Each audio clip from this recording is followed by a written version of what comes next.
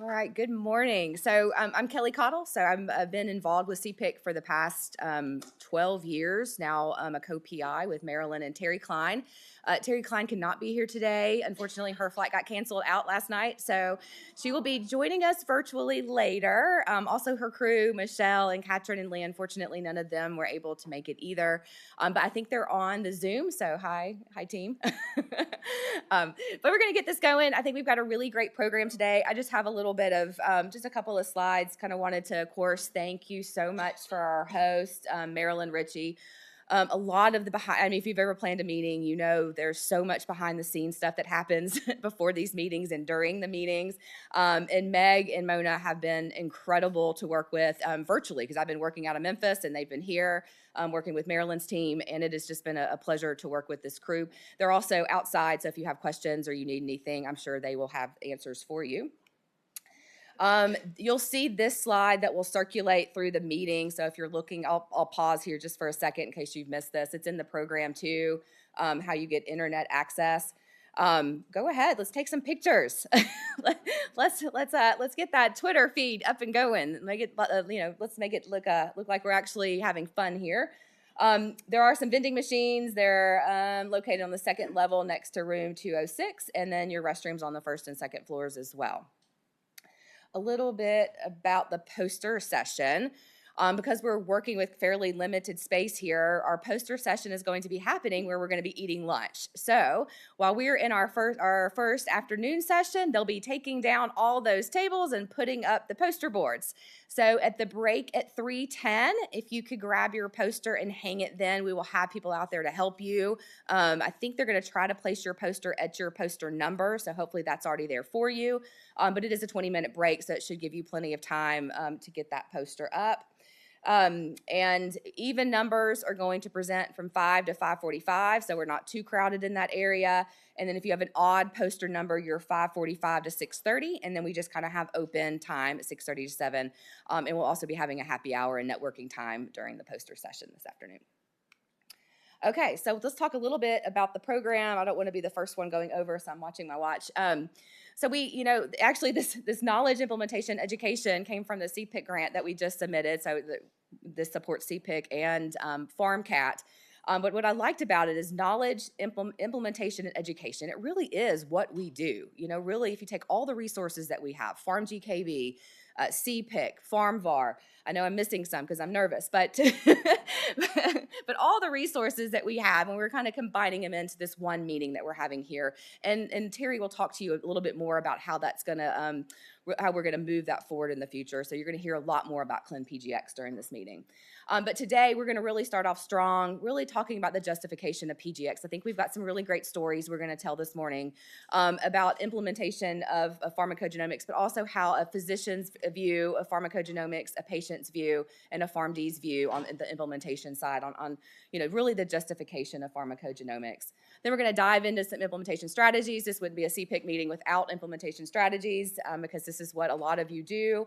Then we're going to talk, and this might be a little hard for some, but the regulatory hurdles and the path forward. I think this is going to be a really great session. We're going to really dig into how do we get from where we are now to the future and where we want to be in 10 years. And then, of course, because we're talking about all our great resources during this meeting, each one of our groups is going to give an overview and kind of an update on their resources that we have now. On day 2, we're going to jump into a little bit of AI and LLMs on precision health. So we're going to move more into the informatics part. We're going to have, I think the education piece is going to be really great, kind of walking you through the different types of education that clinicians get. And then we have the recent developments from the clinical labs and EHR. We'll really wrap up this session.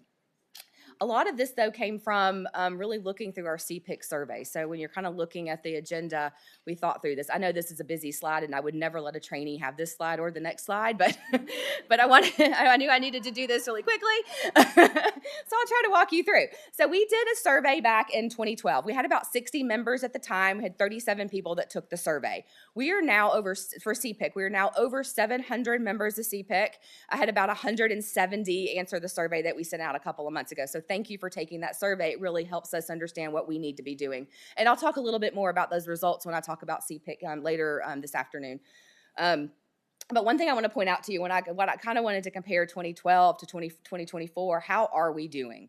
Where are our true barriers now, or at least perceived barriers from our members for implementation? And you can see, and I don't know if this has got a pointer. Yeah, it does. You can see here, if you look at the genotype to interpretation, I think this is a need that has been met by CPIC. I know we still have some guidelines to do. Trust me, I'm working as hard as I can to get these out the door. We have a few we need to update, but I think that we are in a much better place than we were 10 years ago about how do you take this information, this evidence, and really translate it into clinical practice. And I think CPIC's done a really good job with this. But if you look across the board, really looking at lag time, there's just too much time between the time you get the test and when you need to prescribe that drug. Updating. I know everybody in here, and I get emails from our wonderful members like, why did you update this? Now I have to go update in my EHR, so we know how incredible it can be chasing the great evidence that we have, but it is what happens. Electronic health record, this is probably going to be a problem for a while because it just takes resources that a lot of institutions may not have, and I think this is why this is going to continue to be kind of a problem moving forward, but I think this is a problem in healthcare all around, not just with pharmacogenomics. Very little ethical concerns that we had 2012, that seems to still be the case. Clinician resistance to pharmacogenetics. This has really not changed in the last 10 years. We got to do a better job, I think, of getting out there and really telling people about the importance of pharmacogenomics and really pushing forward some of these great papers and studies that we've seen lately. Patients love this though, right? Patient resistance has not been a problem. So we all know that pharmacogenomics has been really pushed forward a lot through our patients, which I think is really great. Test cost, test reimbursement. I was kind of surprised by this because I thought reimbursement has gotten a little bit better, but it looks like from what people are perceiving, it's really still a problem and an area that we really need to work on. The lack of knowledge and education. So we have a whole session today on education. Again, still a problem. How do you really educate the masses? How do you get everybody to understand? And I've got a point in my next slide on how we could probably help with that just by standardization. Scientific evidence is not advanced enough. So that's definitely come down. People definitely perceiving and knowing that we do have a lot of really great evidence out there for implementation. And then clinicians and organizations just have too many other things to worry about. Kind of touched on that with EHR. But, it's hard to get your institution to make this for them to prioritize this as something that's important to them because of the resources that it takes. So I'm going to stop on this slide again. Never would let a trainee have this slide, but this was a paper that we wrote back in 2018, and I kind of use this a lot because I think it identifies a lot of the barriers, but bringing it back to standardization. So if you look over here, the global aim. So what do we all really want to do here? We all want to improve clinical practice and patient care. And how do we do this with pharmacogenomics? We need efficient exchange of information between the lab and the EHR systems and between EHRs. We need consistent interpretation of genetic information. We need efficient clinical training and competencies, and we need consistent reimbursement policies. And one way we can do this is being more standard in the way we practice. And so we came up with some kind of key drivers in this, one being standardization in the clinical laboratory. Why do the laboratory reports report different genotype to phenotype translations? We really need to be more consistent across what we're reporting and what we're testing. And then, of course, the standardization of test ordering and reimbursement. I think the more standardized that we get, the more we're going to see more reimbursement and as a field really start to grow there. But this is not all a sob story here. I think we've made a lot of progress over the years with AMP doing their AMP minimum set of alleles, which you'll hear from Vicki Pratt later today. PharmVar, we needed PharmVar. I mean, at one point we had 2 star 13s for TPMT. So it really has kind of helped our field at least have some set of standards for nomenclature on our alleles. And then CPIC, of course, we've done some standardization projects on terminology that we use. We were successful at getting these into SNOMED and LOINC codes. They're being used by EHR vendors now. So it's important that we're reporting these out in that standard way so that our EHR can read our reports.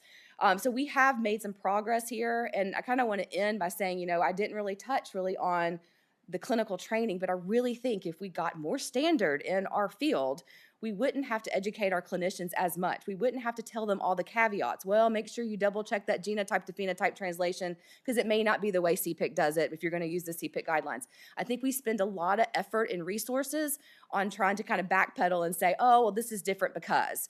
And I think if we became more standard, that portion it would at least make education and our clinicians a little bit more streamlined and efficient. But I'll stop there and we will start our session. So don't have time for questions, but I will be around all of this meeting.